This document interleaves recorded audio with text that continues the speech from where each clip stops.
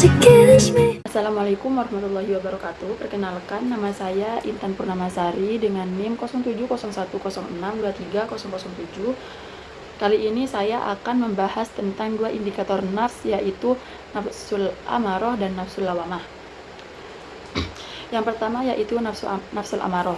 Nafsul amarah merupakan nafs yang tingkatannya paling rendah, di mana seseorang dengan nafs ini cenderung akan mendorong dirinya untuk melakukan sesuatu hal yang berbau negatif, yang dimana nafs ini akan mendorong seseorang untuk melakukan hal-hal kejahatan atau keburukan yang membuat dirinya senang tanpa memikirkan hukuman dan dampaknya ke depannya. Sedangkan nafsul lawamah merupakan nafs yang tingkatannya lebih tinggi daripada nafsul amarah. Nah, nafsul lawamah ini ditandai dengan adanya kesadaran atau penyesalan setelah seseorang itu berbuat dosa atau kesalahan. Poin positif dari nafsul lawamah ini yaitu dia bisa membedakan mana yang baik dan mana yang buruk bagi dirinya. Seseorang dengan tingkatan nafsul amarah cenderung memiliki sifat seperti iri dan dengki, tamak dan serakah, sombong dan takabur, serta egois. Sedangkan seseorang dengan tingkatan nafsul lawamah cenderung memiliki sifat seperti menyesal tapi mengulangi lagi, lalu pelin-pelan, serta gelisah. Contoh dari nafsul amarah dan juga nafsul lawamah dalam kehidupan sehari-hari seperti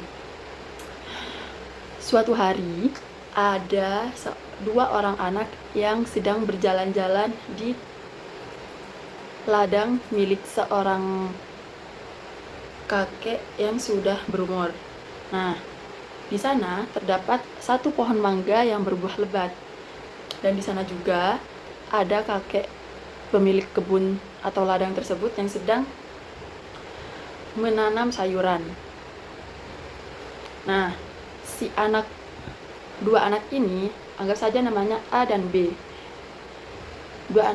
Si A melihat ada pohon mangga yang sedang berbuah lebat, dan dia memiliki pemikiran untuk mencuri mangga tersebut.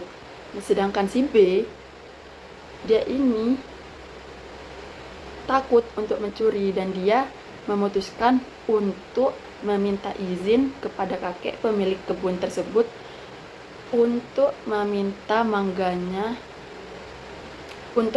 beberapa mangganya. Lalu si B ini meminta izin kepada kakek pemilik ladang untuk mengambil mangga dan mangganya. Dan kakek pemilik ladang mengizinkan untuk mengambil mangganya hanya 3 biji saja. Lalu setelah meminta izin, A dan B mulai mengambil dan memetik mangga milik kakek tersebut.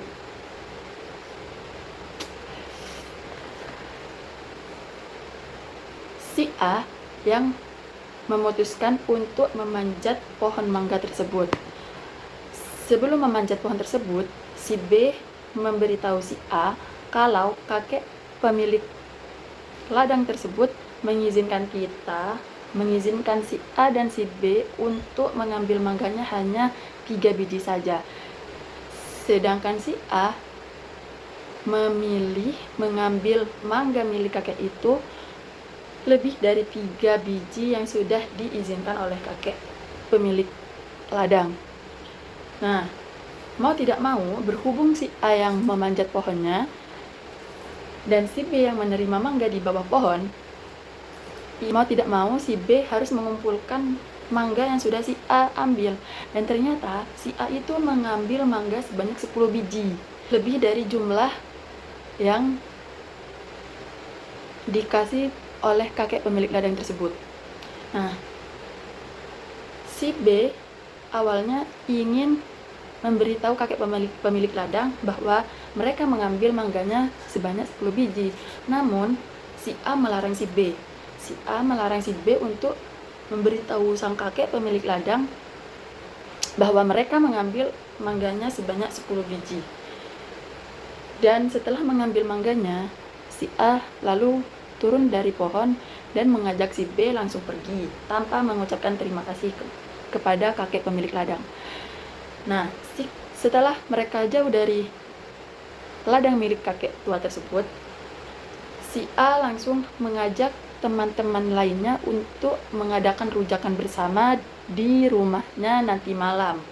Dan si B memutuskan untuk pulang kembali ke rumahnya dan ke rumahnya.